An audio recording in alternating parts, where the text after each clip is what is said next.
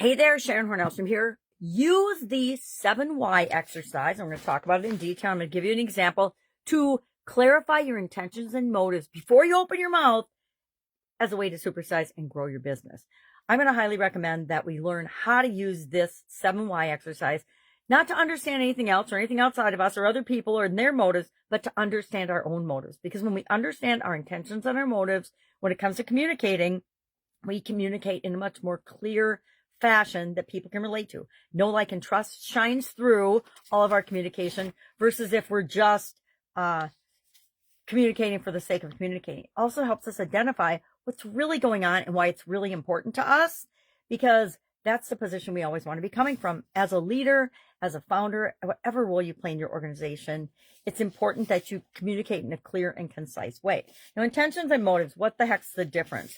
To me, intentions are tied to the reason and the purpose that we speak, why we open our mouth. It can be because we want to inform, persuade, express the emotion, or resolve a conflict. There's all kinds of reasons to communicate. Motives, on the other hand, are the underlying reasons that we're communicating in the first place. And they can be guided by our beliefs, our past experiences, our emotions. And they're not always, if we're not clear, we can be actually communicating a motive that is different than the underlying root cause of the challenge or the situation that we're communicating about in the first place. So let me give you an example. Justin's a manager, a project manager in his organization, and his team's performance has been slipping, and they've been missing deadlines, and that's a problem. And so he, instead of meeting with his team and chewing them all out because they're missing deadlines, he's like, okay, well, why does this even matter? Why is this important to me? And he uses the 7 why exercise to find out. 7 why exercise is we just ask ourselves a question that we want to know the answer to. And then the answer to that question becomes the first why, the second why, the third why, all the way down to 7, to get at the root cause of a problem or challenge, or to get at the root cause of why something is important to us. And I shared a couple of these in the Be a Better You Annual Challenge from a student who wants to be a better speaker. And he realized that being a better speaker was not what the root cause of, and he solved the root cause of the problem was lack of confidence and but self-worth versus being a better speaker. Otherwise, he would have gone and taken some speaking courses and things. But if he didn't solve the underlying problem, the self-worth question and the confidence, it wasn't going to matter. It would be harder and harder for him to become a better speaker. But we can achieve and learn and do and be and have whatever we want. So let's look at Justin's 7 why exercise to clarify his intentions before he goes into the meeting with his team. His first question is, why do I want to address this issue? What? And his answer is because the team is underperforming. Why is that a concern to me? Why is the team underperforming? And usually, this one's a little different, but usually the first question becomes the second why question and all the way down the line. So why does it concern me? Because deadlines are being missed. Why is missing deadlines a problem? Well, because it affects company success.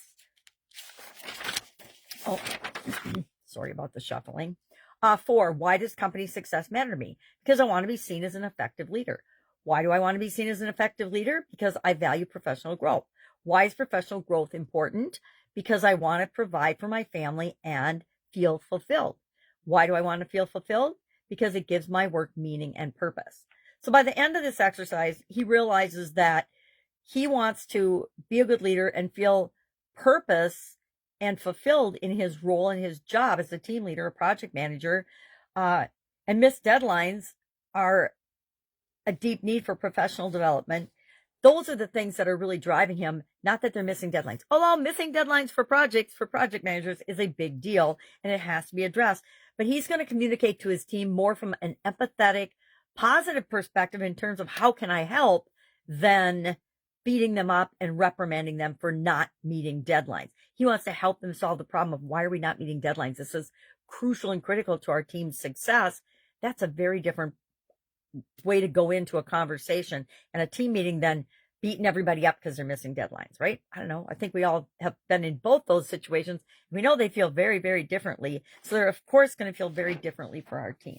So I challenge you today, as you're going about your day, think of one thing or do what I'm doing today. Today I'm saying, my question, my why, but for my 7 whys is, why do I want to be a better communicator? Why do I even care about this? To get down to my root cause, my core value, my belief, my reason, my driver, my emotional driver, and the thing I really want to work on in order to become a better communicator. But ask yourself 7 whys. Why does our organization need to communicate better, or whatever communication related topic or concern is happening in your business right now? Ask why. Why is it important to me? Why do I care? Da, da, da. And the easiest way to use this exercise, in my humble opinion, is by making your first question, and then the answer to that becomes your second why question, and roll through that and see if this isn't a powerful exercise for you to understand yourself better and be a better communicator too. All right. Any questions? Hit me up. Otherwise, have an awesome day. And I'll, of course, be with you tomorrow.